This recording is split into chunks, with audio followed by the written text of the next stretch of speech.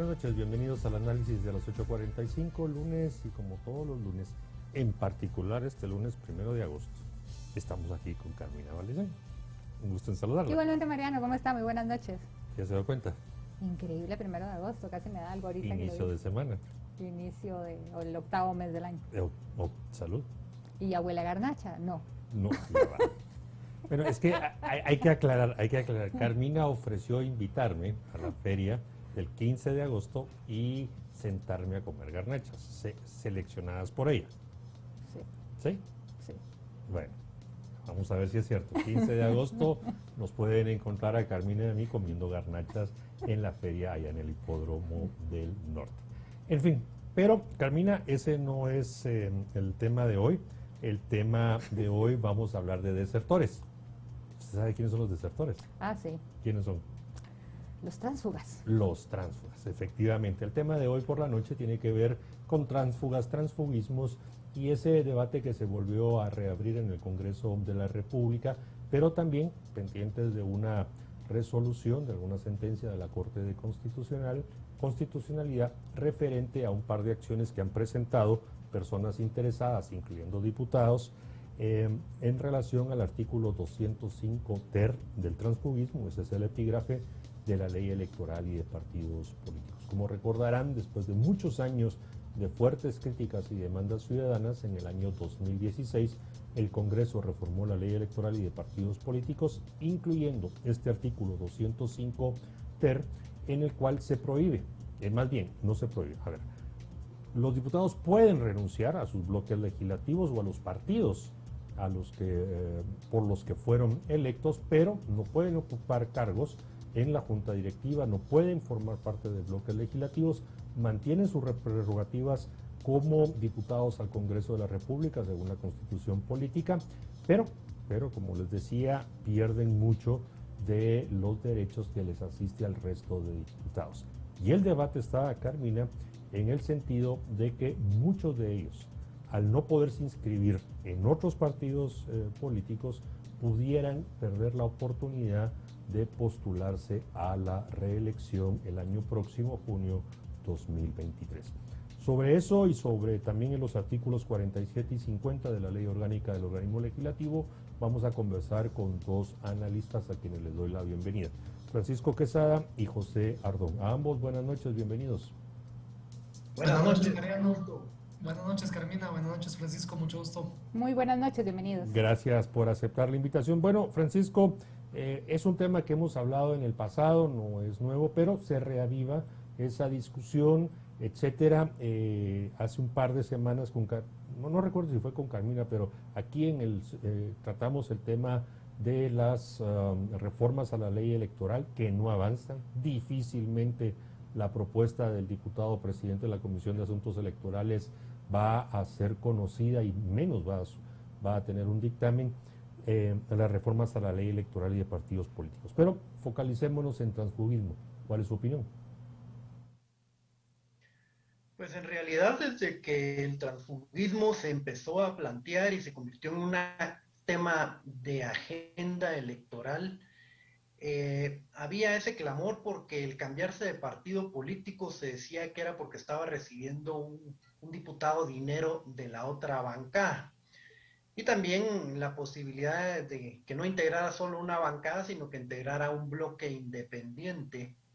Entonces, cada vez que había ese paso de un diputado de un partido a otro, lejos de dejar muy por de lado el tema de la ideología, porque no importaba si el partido estaba en el espectro de la derecha o de la izquierda, cambiaban una y otra vez, pero lo que trascendía era el dinero, que había recompensa detrás de todo ello. Entonces empezó la sociedad a manejar el tema de que había que regularlo, había que prohibirlo.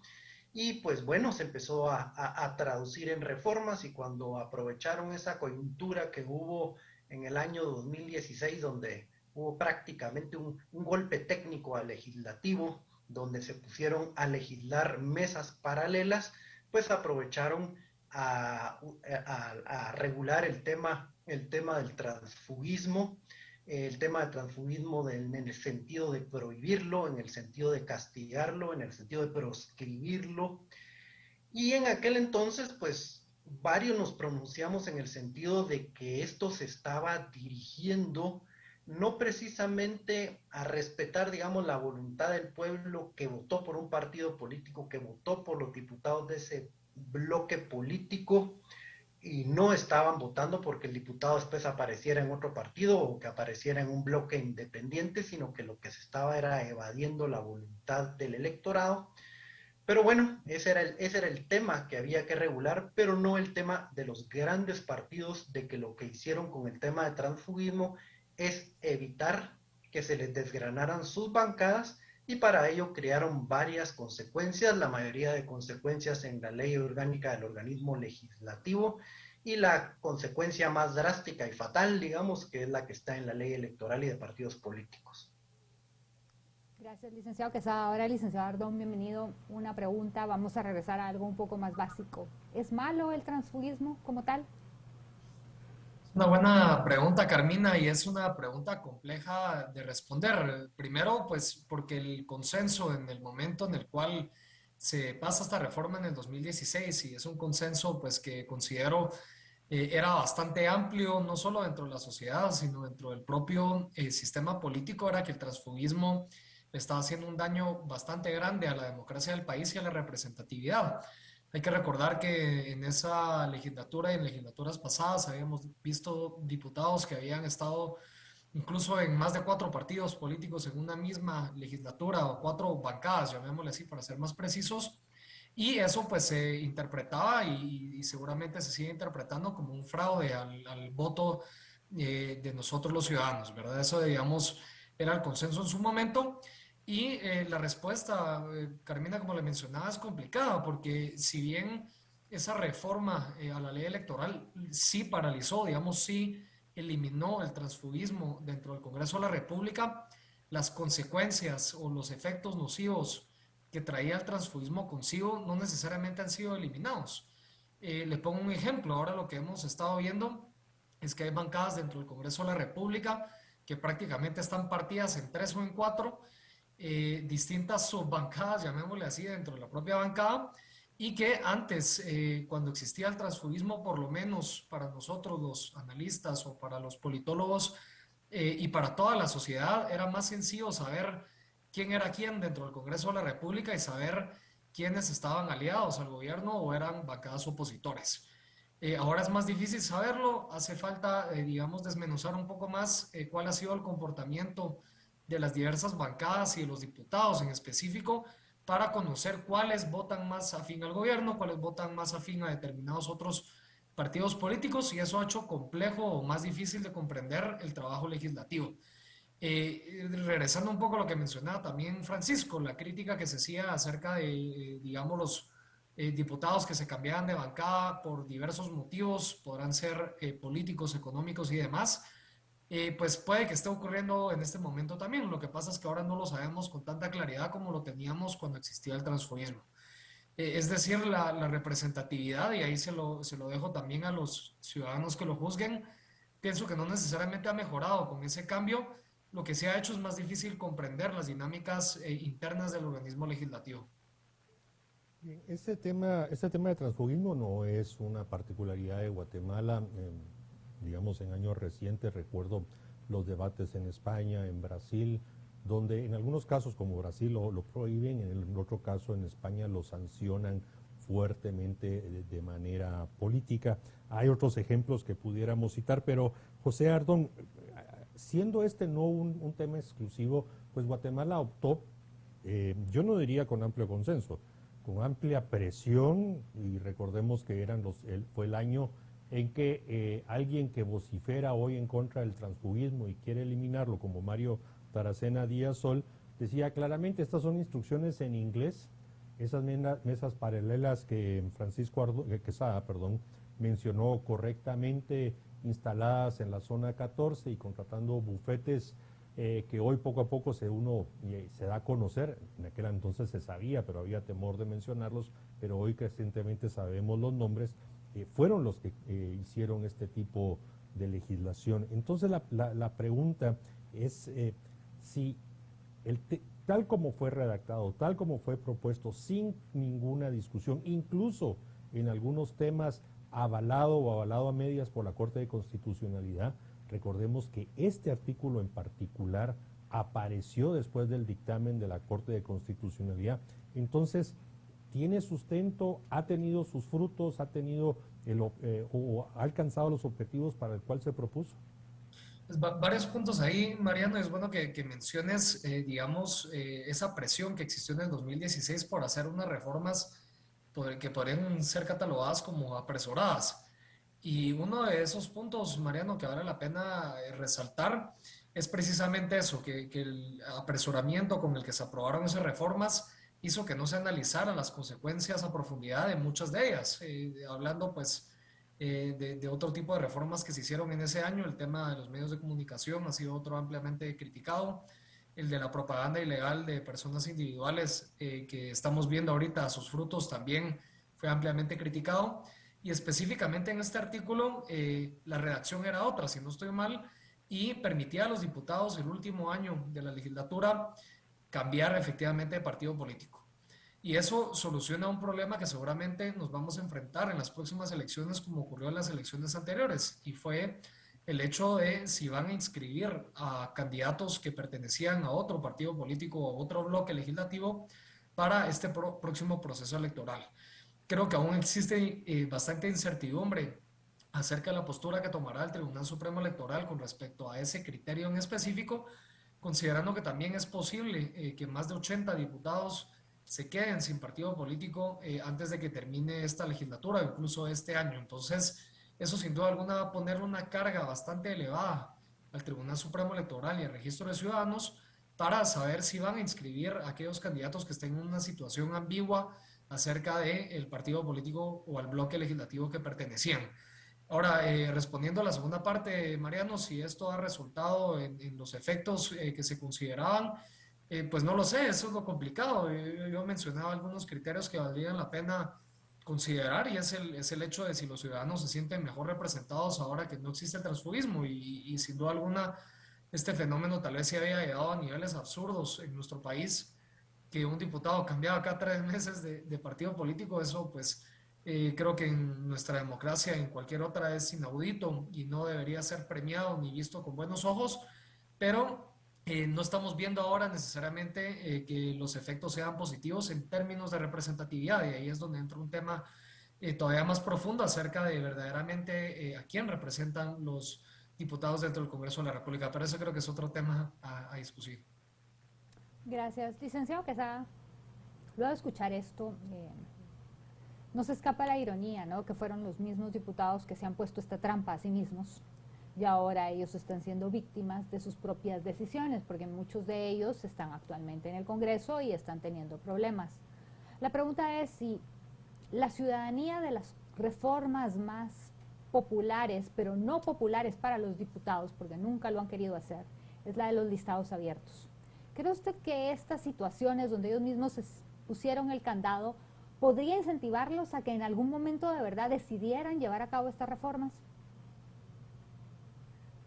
Pues al final el tema de los listados abiertos, desbloqueados, como dice la iniciativa, pues al final el votante va a elegir a su diputado y no va a tener que utilizar el vehículo del partido político. Y entonces con eso se despeja la duda de al final la curul de quién es, o es del diputado o es del partido político. Y en el tema del transfugismo, digamos como que quedó a medias, resuelto a medias, en el sentido que el diputado pues se podía independizar, pero no podía afiliarse a otro partido o no podía declararse una bancada independiente. Entonces, eso era. El problema fue que buscaron de qué manera desmotivar al diputado con acciones como, por ejemplo, no permitirle estar en la directiva, no permitirle dirigir una comisión. Y esto lo que hizo en la vida práctica es que el diputado no puede cumplir con su rol constitucional, porque él no puede estar en el sentido de que la única manera de llamar a alguien para fiscalizarlo es a través de una bancada que el diputado no tiene, o a través de las comisiones que el diputado tampoco forma parte de la directiva de una comisión y por lo tanto no puede influir en esa comisión para que citen a un funcionario. Entonces ahí se le fue desmotivando al diputado y como digo, y en la ley electoral finalmente le dicen, si te retiras de este partido no puedes participar en la próxima elección independientemente de lo que diga el elector. Entonces de esa manera los grandes partidos evitaron pues la fuga que hubo y sí, paradójicamente los diputados que propiciaron este tema, léanse los diputados de la UNE en componendas con esa mesa paralela de hijo Mariano de la zona 14, también habían unas ahí en la zona 9, donde prácticamente asumieron la función legislativa porque muchos de los diputados estaban coaccionados, otros estaban perseguidos, otros diputados se pusieron en neutrales en plena supervivencia.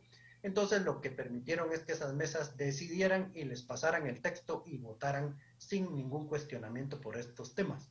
Entonces ahora estos diputados pues se encuentran en un contrasentido en el que su partido no los quiere, su partido no les va a permitir que participen en ese partido, entonces los diputados de la UNE están buscando o que desaparezca la UNE o bien pues que desaparezca la prohibición y para eso pues han tratado de incidir y aparentemente pues ya tocaron la Corte de Constitucionalidad y es una de las acciones que está presentada.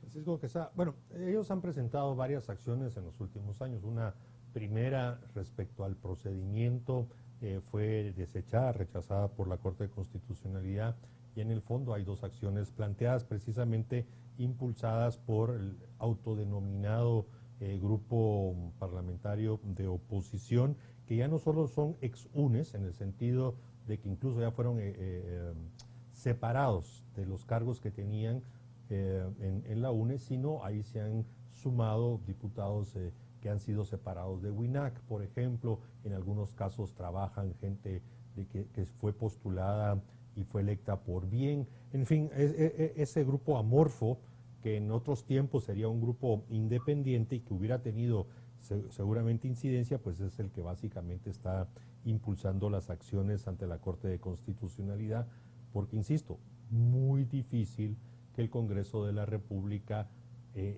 tenga un dictamen favorable, se conozca en el Pleno, se mande a la Corte, regrese con el tiempo suficiente para incidir en el proceso electoral. Pero aquí hay un tema, Francisco, y agradecería si nos ayudas a entenderlo.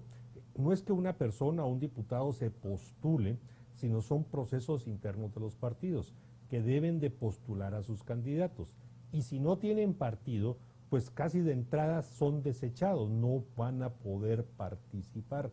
Y entonces creo que esa es una cosa que se debe de comprender mejor para no pensar que alguien va a ir a tratar de inscribirse directamente al tribunal. Si no es el partido, ya sea donde hay organización legal a través de las asambleas o de donde no hay a través de una resolución del comité ejecutivo, el que postula a candidatos.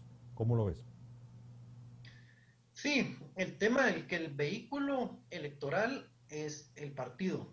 Hoy día pues hay que competir dentro de ese partido y si las filas de ese partido no admiten la participación de un candidato a diputado, pues el candidato no va a tener partido.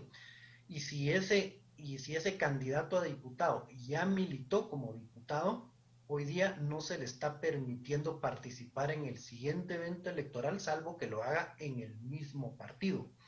Y la prohibición va en el sentido de que los demás partidos no lo pueden admitir. Por eso la tentación de estos diputados hoy en día es quitar esa prohibición o bien que el partido donde estén desaparezca legalmente, entonces ya no pertenecen a ningún partido, entonces ya serían como que dice agentes libres para participar por un partido. Y el otro tema es que sea un tema del voto uninominal que habíamos hablado hace un segundo, pero el voto uninominal todavía no hay claridad en el sentido de que a pesar de que se vota por un nombre y apellido, ese diputado va a formar parte de una bancada de un partido político. Y las reglas se están queriendo cambiar a nivel de la ley electoral, pero no se están cambiando a nivel de la ley orgánica del organismo legislativo. Entonces, ¿cómo va a ser esa dinámica? El diputado fue electo personalmente, uninominalmente, pero al final va a entrar a una bancada. Y en esa bancada va a tener que jugar las reglas de la bancada, o si no, tendrá la consecuencia de ser separado de la bancada y va a recibir toda la carga de las sanciones de volverse un diputado independiente. Licenciado Verdón, sería muy negativo para el país si en estas listas uninominales le dieran la potestad a la ciudadanía de votar por su persona, por su representante del lugar, de la ubicación geográfica, de su población, de su municipio, o siempre tener esa representatividad en bloque, porque en este país pareciera que como pues obviamente tienen que estar de acuerdo, no puede haber ningún tipo de disentimiento o deserción en cualquier decisión que se tome. Sí, Carmina, es un tema que vale la pena profundizar. Primero porque, por ejemplo, la reforma del 2016 con la prohibición de transfugismo, algunos argumentaban que esto iba a provocar un fortalecimiento a los partidos políticos. Al darle poder, llamémosle así, a las bancadas dentro del Congreso de la República para mantener o cohesionado el partido político, eso iba a generar dinámicas de fortalecimiento interno. No es lo que hemos visto necesariamente dentro del Congreso de la República, sino tal vez ha fortalecido las malas prácticas que habíamos visto anteriormente en el Congreso de la República. Entonces, cuando hablamos de darle más poder al votante para ordenar, por ejemplo, la lista, que es en el caso en el cual pues está discutiendo en el Congreso de la República la iniciativa de ley que presentó o se está presentando ante la Comisión de Asuntos Electorales, lo que busca es que el votante pueda, de cierta forma, dentro de la lista que propone el partido político, elegir uno de los candidatos que considera que lo representa mejor. Y ahí hay varios matices que vale la pena mencionar. Primero, que digamos el partido político siempre sí tiene o el poder de decidir quiénes van a componer esa lista. Ese es un tema que va un poco más atrás, que es uno que se ha dejado en la discusión, que es el tema de las asambleas partidarias. Ya Mariano mencionaba también cómo en muchas ocasiones las asambleas, ya sean departamentales o la nacional, o en dado caso el Comité Nacional también, el Comité Ejecutivo Nacional, tiene la facultad de nombrar candidatos en donde los partidos políticos no tienen organización. Y ese es un grave problema también, porque no son representativos de siquiera una estructura partidaria dentro del municipio o departamento donde se está eligiendo sus candidatos. Y segundo lugar, pues las asambleas, la ley electoral establece un cierto número de participantes, que es un número bastante reducido, de personas que al final son los que deciden quiénes van a componer esas listas. Entonces, sí, el voto, como se está contemplando a través de esta reforma, podría mejorar esa, digamos, representatividad al momento que una persona puede elegir de forma más directa a quien quiere que lo represente, pero mientras los partidos políticos sigan operando, digamos, bajo esas normas de la ley electoral que no fomentan la democracia interna, que es el concepto que se suele utilizar para definir estos procesos, es posiblemente que no veamos un resultado tan fuerte como el que esperamos. Sin duda alguna, sí, es posible que genere cambios positivos en esa relación de representatividad que existe entre los diputados o los candidatos con los ciudadanos, pero hace falta una serie de cambios más a la ley electoral que permitan fortalecer esa relación de representatividad que existe. José Ardón, bueno, ustedes saben que estamos totalmente en vivo y las redes sociales pues están abiertas y me ha llegado una pregunta que se la traslada a usted porque creo que usted puede con pertinencia responderla y es en el sentido que me preguntan si el transfugismo solo es un tema de diputados del Congreso de la República la prohibición o si también aplica al tema de alcaldes. ¿Y por qué la pregunta? Porque se ha evidenciado de que en este momento, mientras conversamos, el partido oficial está literalmente comprando alcaldes que están en el ejercicio para que corran por el oficialismo o bien chantajeándolos para que se pasen al oficialismo cuando no fueron electos por el partido oficial, por otros partidos, incluso por comités cívicos. Entonces la pregunta concreta es si el transfugismo está prohibido también para los alcaldes o solo es un asunto del Congreso de la República. Mariano, si no estoy mal, el artículo 205 ter solamente habla de los diputados, al igual que obviamente la ley orgánica del legislativo solamente surte efectos para el organismo legislativo. Entonces, los alcaldes son libres, así como toda la corporación municipal, síndicos y concejales, de participar con el partido político que así deseen. Y es lo que hemos visto muchas veces los alcaldes tienden a favorecer o, digamos, pasarse al gobierno de turno durante los últimos 2 años o el último año de su mandato, precisamente por las dinámicas electorales que los favorecen, ¿verdad? Digamos, lo que hemos visto es que durante el último año de gobierno o de mandato, en este caso para los alcaldes municipales y toda la corporación, se empieza a ejecutar mucha obra de infraestructura que idealmente se debería ejecutar a lo largo de los 4 años y no enfocarse solamente en el año electoral, pero lo que hemos visto es que se aprovecha, digamos, esos recursos para también promocionar al partido político. En este caso, pues, como tú mencionas, será un partido en particular, pero esa dinámica ocurre, digamos, en todos los partidos políticos y los alcaldes terminan siendo piezas que van cambiando de partido dependiendo los aires y dependiendo de muchas veces quién consideran que tiene posibilidades de ganar, porque eso también representa posteriormente obras que se pueden adjudicar a los municipios específicamente o departamentos para obviamente pues generar desarrollo, idealmente sería para generar desarrollo dentro de sus municipios, pero muchas veces tienen el objetivo de generar votos para el partido político que tiene ese alcalde o que va a postular a ese alcalde. Entonces, este, digamos, tema del transfugismo no aplica para el Consejo Municipal en su totalidad y por eso estamos viendo que algunos alcaldes cercanos a la ciudad capital y en todos los municipios del país básicamente se mueven bastante rápido de partido político cuando se acercan las elecciones. Licenciado Quesada, ahora, esto de los alcaldes es negativo realmente, y lo pregunto porque como votante, yo realmente no sé si tengo algún problema con quién abocarme en el Congreso de la República, ni siquiera sé quiénes están de los diputados, la mayoría de personas no saben ni el nombre, el partido, el listado completo por los que votó, pero sin embargo yo sí sé el nombre de mi alcalde y en el caso de la ciudad capital uno sabe dónde está su alcaldía auxiliar para abocarse. Entonces, en el caso de los alcaldes en todo el interior del país, uno vota por la persona. Eso es un ejemplo claro. Sí, está hoy con un partido y con otro, pero la gente sabe y pues le reclama o hace negocios y yo que sé qué tantas cosas, porque pasan muchas cosas con los alcaldes, pero por lo menos ahí sí vemos una representatividad mayor de la voluntad del pueblo, de lo que sucede en el Congreso de la República. Yo los veo como situaciones diferentes. ¿Cómo lo ve usted?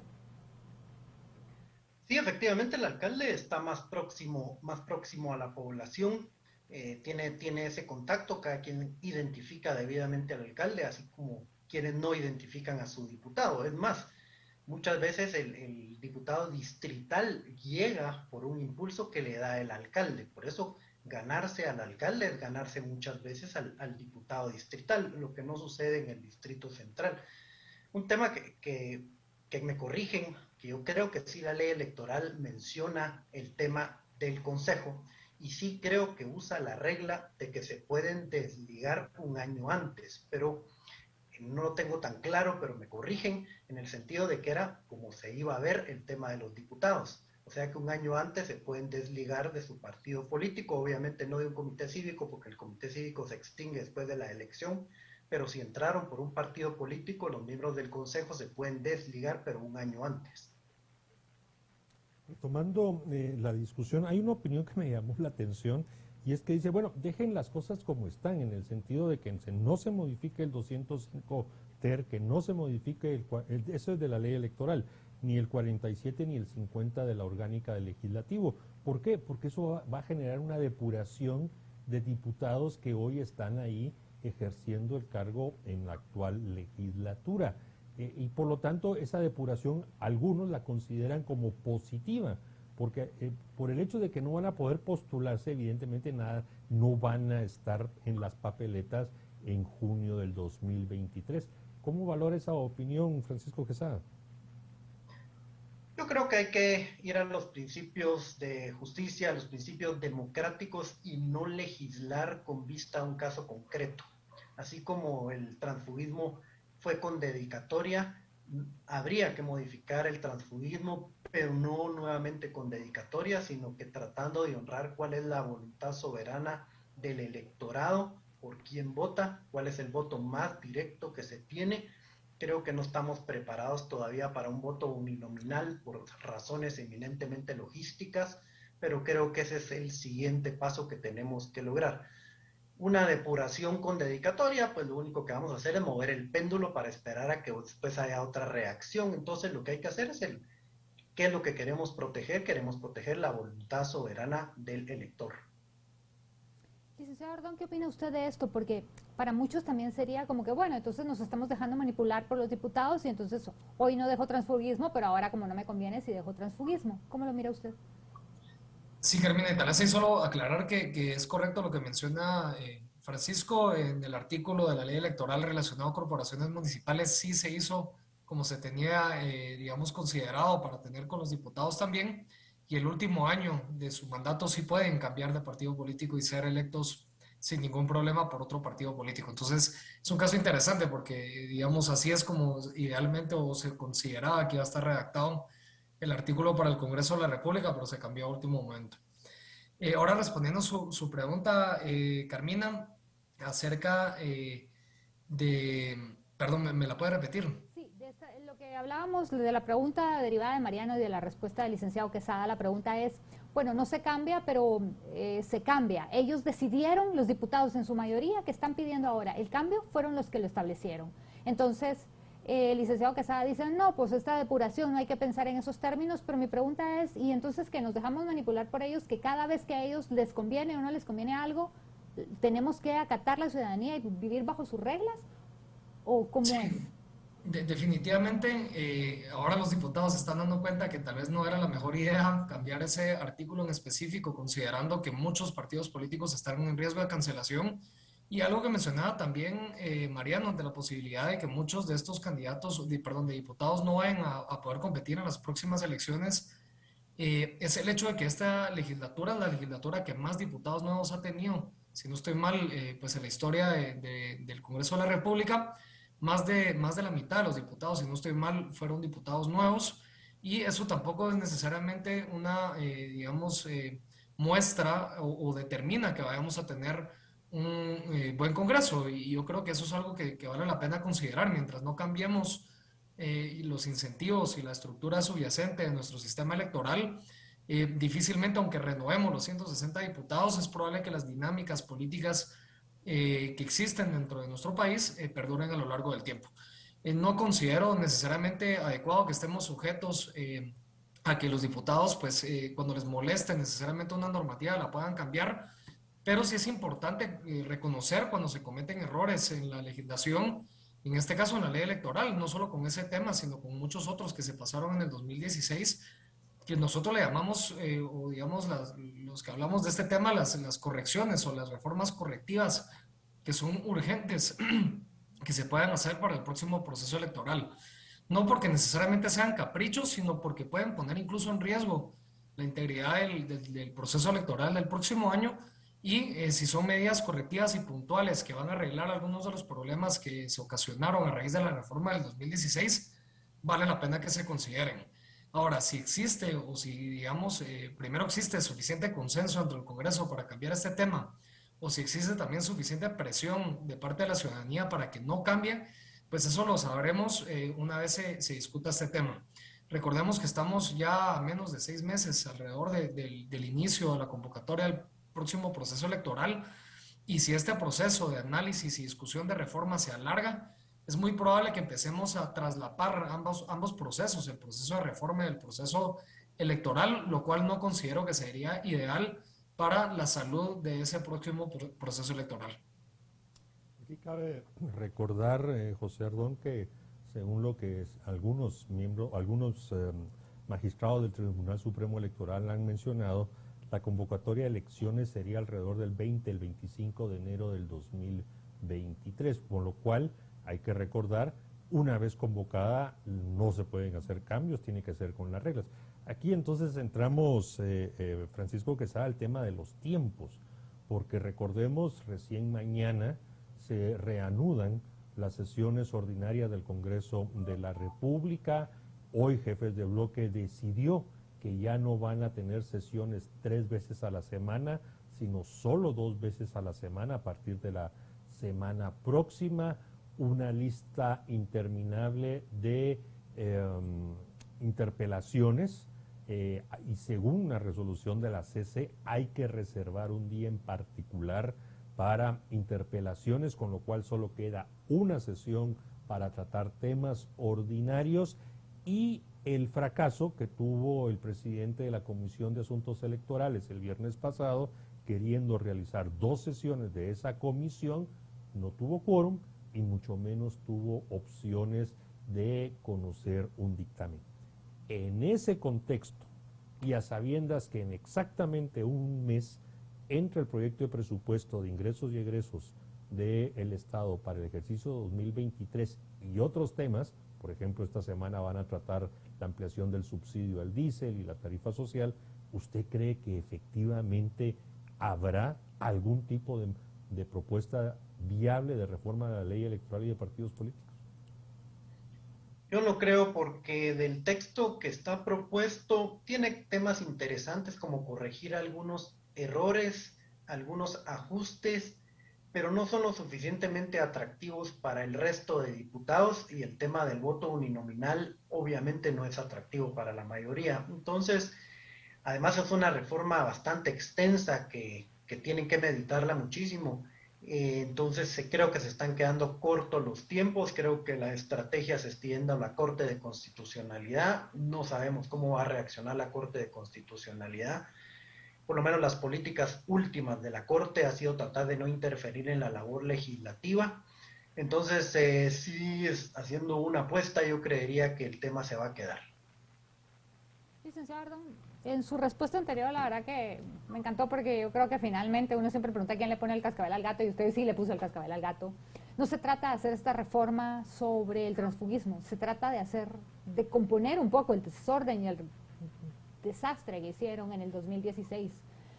Para mí, de las peores cosas que tiene esta ley actual es el hecho de que le pone una mordaza a los candidatos y no podemos ni siquiera saber de lo que están hablando. Entonces, si ellos quisieran, porque tienen demasiado interés, porque bueno, los incentivos perversos ahora sí lo tienen para poder reelegirse, por lo menos que abarcaran otros temas y que no fueran a hacer solo en eso. ¿Qué piensa usted?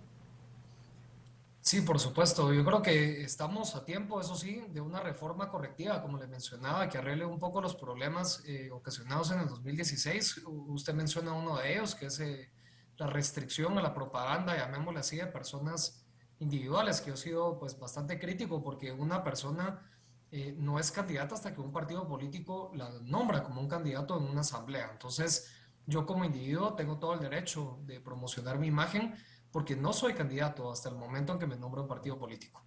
Y hasta ese momento, pues yo considero que sí debería estar uno sujeto a las normativas de la ley electoral, pero el problema es que no está redactada de esa forma. Entonces, por el simple hecho de estar aquí presente, o porque yo pongo un tuit, o porque yo escribo una columna, puede ser interpretado como que yo estoy promoviendo mi campaña, mi imagen a un cargo popular, aunque yo no haya sido nombrado en un partido político como candidato, ¿verdad? Y eso pues pone en riesgo que cualquier persona que haya de cierta forma opinado o discutido algún tema de interés público pueda ser considerado como un potencial candidato, y en el momento en que solicite al registro de ciudadanos su inscripción como candidato se le niegue, que es el riesgo, digamos, la amenaza que estamos viendo ahorita latente, y que incluso el Tribunal Supremo Electoral ya emitió algunas, llamémosle así, advertencias a determinados candidatos, que digamos el criterio también que el Tribunal Supremo Electoral está utilizando para esta primera advertencia no queda claro. Y no hablemos de qué ocurre o qué ocurriría si cuando los candidatos lleguen a solicitar la inscripción al registro de ciudadanos se les niegue su inscripción, o el tribunal o los propios magistrados del Tribunal Supremo Electoral lo puedan denegar. Entonces, sin duda alguna, ese tipo de reformas se tienen que cambiar. Si el Congreso de la República llegara a discutir una reforma a la ley electoral en los próximos meses o las próximas semanas, como usted menciona, no es el tema de transfugismo el central, son muchos otros más, el tema de los medios de comunicación, este que estábamos platicando, e incluso, pues si se plantea bien y se comunica bien, pues tal vez el tema de listados desbloqueados, ¿verdad? Que podría ser una oportunidad también para mejorar este proceso electoral, o por lo menos dejar la iniciativa o digamos la reforma hecha para que aplique para el próximo, no este, sino el siguiente proceso electoral. Yo iría un poco más allá, José Ardón, a lo que mencionó Carmina. Esta no es una mordaza a precandidatos o a candidatos, esta es una mordaza a políticos. porque cualquier cosa que pudieran hacer, y según la interpretación de algunos funcionarios, pudiera considerarse como campaña anticipada. Así que lo que le han impuesto a Guatemala es que los políticos no pueden pronunciarse sobre temas de coyuntura o de políticas públicas. Pero bueno, eso, como decía, solo voy más allá. No es un tema de mordaza solo a candidatos, es a los políticos en general. Me llamó la atención un tema que usted no mencionó, José Ardón, y me gustaría su opinión. Uno de los temas torales que tendría que resolverse es el del financiamiento electoral. Así como lo propuso y lo cabildió la CICIG y las mesas paralelas de la zona 9, 10 y 14, ya vamos ampliando, Francisco Quesada, ya estamos incluyendo a los que habíamos dejado fuera, literalmente le entregó el financiamiento electoral y en particular en el interior de la República, fuera, o sea, fuera de la ciudad capital y de algunos municipios courbanos, al crimen organizado y al narcotráfico. Hay que decirlo con esa claridad. Y entonces, si eso no se resuelve, vamos a ver campañas pero multimillonarias sin control absoluto, porque ese financiamiento electoral sano, proveniente de personas individuales o de empresas, es tan engorroso su registro, su llegada a los partidos y tan limitado que los otros no tienen empacho alguno en la entrega de las famosas valijas con dinero en efectivo. ¿Cómo lo ve? Sí, Mariano, aquí el problema, creo yo, y como lo han discutido, fue, digamos, la perspectiva que tenían muchos stakeholders, actores importantes durante ese proceso de aprobación de la ley de las reformas a la ley electoral de 2016. Muchos consideraban que el financiamiento privado, ojo, el privado, no el ilícito, el privado era la causa de todos los males de la política del país. Y yo creo lo contrario, yo creo que el financiamiento privado de ciudadanos, de empresas, es lo que controla el sistema político para que no se desborde y no se convierta en lo que estamos viendo pues hoy en día, ¿verdad? Que es una élite política completamente alejada de los intereses de los ciudadanos y que responde a otras dinámicas que lastimosamente hemos visto, llamémoslo financiamiento ilícito, que ese financiamiento ilícito nunca iba a ser reportado y no lo era antes y no lo es ahora y no lo será en las próximas elecciones, porque como es dinero ilícito, pues no tenía sentido pues, reportarlo a través de mecanismos por parte del Tribunal Supremo Electoral.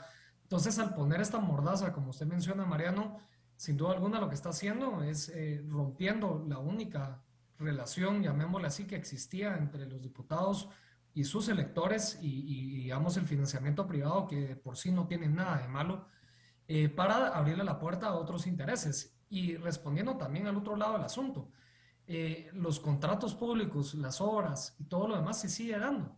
Solo que ahora las empresas no necesariamente tienen que otorgar esa cantidad de dinero a los partidos políticos para obtener esos contratos. Es decir, se volvieron todavía más rentables en sus operaciones aquellos o empresas que tenían intereses por obtener determinados contratos, que es lo que hemos visto muy comúnmente en nuestro sistema político. Gracias, licenciado Quesada. Estamos ya prácticamente sobre la recta final.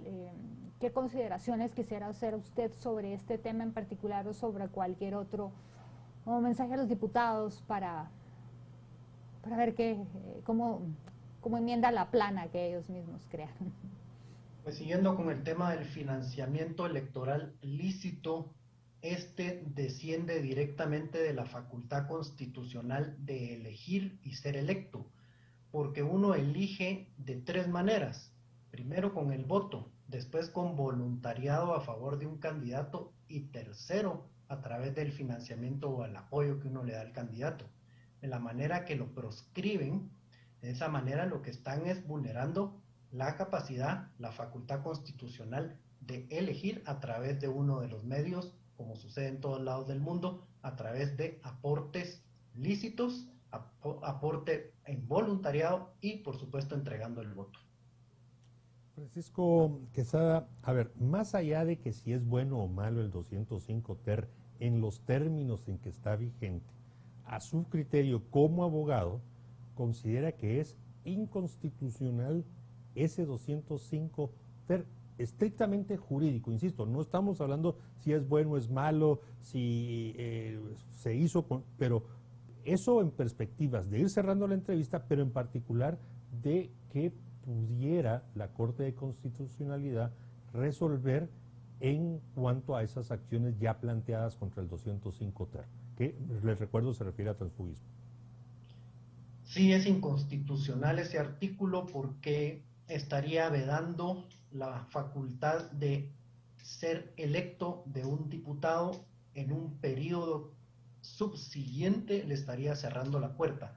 Por eso, como digo, no es un tema de nos guste hoy o la corriente que esté hoy, sino que es de grandes principios constitucionales y en ese sentido no le han dado el voto aún, tiene que ir a un proceso electoral y no es posible que lo precondicionen a que no pueda entrar a este proceso eligiendo el partido político que en ese momento determine. Bien, y con esa conclusión a la que ha llegado Francisco Quesada y nos la ha compartido, vamos a cerrar el análisis de esta noche agradeciéndoles a ambos que nos hayan acompañado. Muy amables. Qué gusto. Gracias. Muchas gracias, muy buenas noches. Muy buenas noches. Feliz noche. Bien, si Francisco Quesada tiene razón, entonces lo que veríamos, o se supondría que veríamos, es que le darían lugar a las acciones planteadas contra el 205 TER. Y eso permitiría que los desertores actuales y en conflicto con sus propios partidos, pues pudieran tener la opción de postularse por los nuevos partidos. Hoy usted mencionaba, le llamó la atención, ¿cómo es? La comunidad... Algo del elefante. La comunidad elefante, ¿Qué es o puede eso? ser PIN, o puede ser PR, Partido Republicano, o puede ser VOZ, en fin, hay 24 ya partidos vigentes que pudieran postular candidatos. Así que seguimos en el tema, Carmina. Así es. Por aquí el tema electoral cada vez cobrará más relevancia, pero recordemos que en este país pasan muchas cosas todos los días, así que seguiremos analizándolas en este espacio. Bien, gracias Carmina, gracias que nos hayan acompañado esta noche. Los invitamos a que continúen con Canal Antigua y, primero Dios, el próximo miércoles regresamos Carmina y yo. Muy amables, buen descanso. Buenas noches.